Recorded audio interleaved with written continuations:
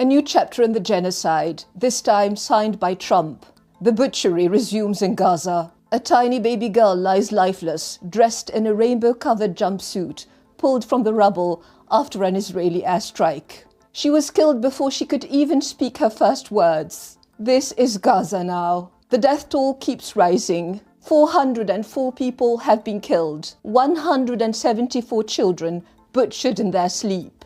Almost 44%. 89 women, 32 elderly people, countless more wounded. The images keep coming, charred bodies, parents cradling their murdered children, bloodied survivors stumbling through clouds of dust. And behind it all, a new signature. Trump stepping in to take over where Biden left off. Trump says he will open the gates of hell on Gaza, some achievement, opening the gates of hell on children, babies and mothers in tents. Like his predecessor, Trump has given Netanyahu the green light to continue the slaughter. In the dead of night, 100 warplanes rain fire on families huddled in their makeshift tents. It is Ramadan. They fast in the depth of starvation after 17 days without aid, with no clean water since Israel cut off electricity.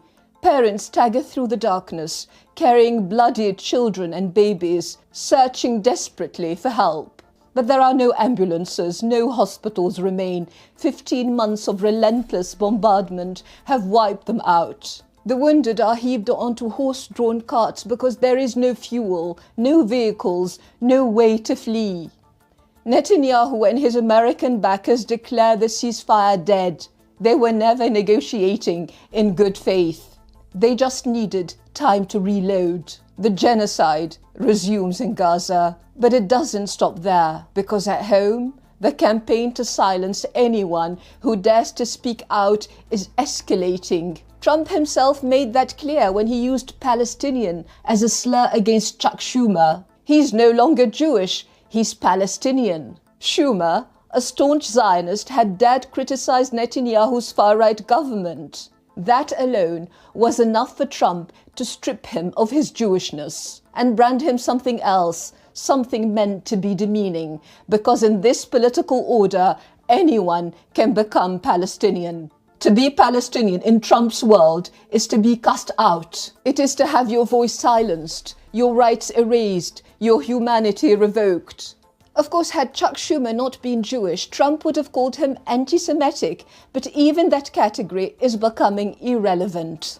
It is no longer about who you are. It is about whether you obey. Even Jewishness is no longer protection. Anti-Semitism is being weaponized, not to fight hate, but to silence criticism of Israel and its extremist defenders. Israel has blocked foreign journalists from entering Gaza, ensuring the world cannot bear witness to its genocide, while its propaganda machine drowns the truth in distortions, denials and lies. Palestinian journalists are hunted down, targeted for exposing the horrors inside the blockaded strip, the mass concentration camp. When bombing them wasn't enough, Israel cut off the internet, ensuring the slaughter could continue in the dark. And beyond Gaza, the repression expands. A campaign is underway to silence the witnesses, those who refuse to look away, those who protest, those who chant, "Not in our name," those who demand to end the massacres.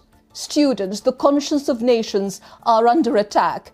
Mahmoud Khalil, a Columbia University student, is facing deportation for nothing more than expressing his political views. A Palestinian student, targeted, silenced, exiled. Journalists, academics, activists, anyone who dares to resist this descent into barbarism is being targeted, censored, criminalized.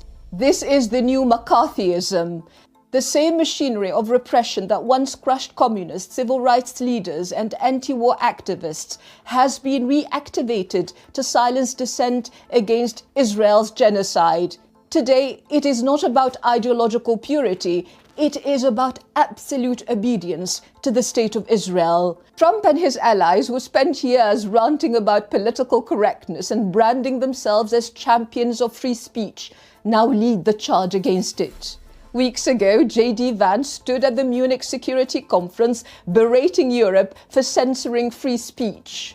Yet back home, under Trump and those who worship him, free speech is a privilege reserved only for those who repeat the official line on Israel. Pro-Palestinian students are arrested, expelled, stripped of their degrees. Professors who challenge Israeli policies are fired. Journalists who expose Israeli war crimes are blacklisted, harassed, silenced. Films documenting Palestinian suffering are cancelled. Human rights organizations are branded terrorist sympathizers. Even universities have become instruments of repression. Columbia University, once home to Edward Said, the Palestinian intellectual who reshaped global discourse, now warns its journalism students not to write about the Middle East because no one will protect them if they do. The same institution that once celebrated Said's legacy is now silencing the next generation before they even begin. This is how authoritarianism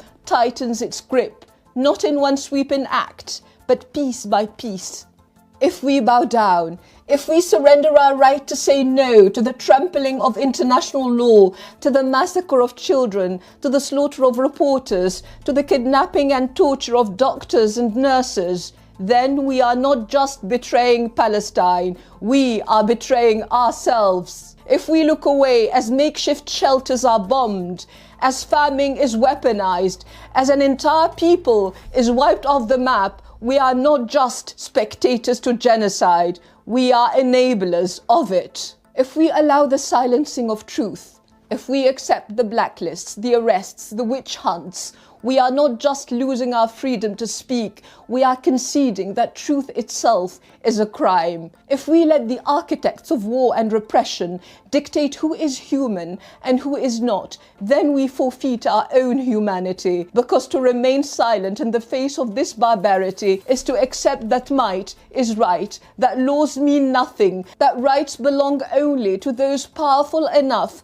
to defend them with bombs and surveillance and prisons, that some lives matter and others do not. And in doing so, we cede more than our voice. We cede our freedom, our morality, our humanity, our place in history as those who dared to stand for something greater than fear. Trump uses Palestinian as a slur word, as an insult, but to millions around the world, it has become an inspiration.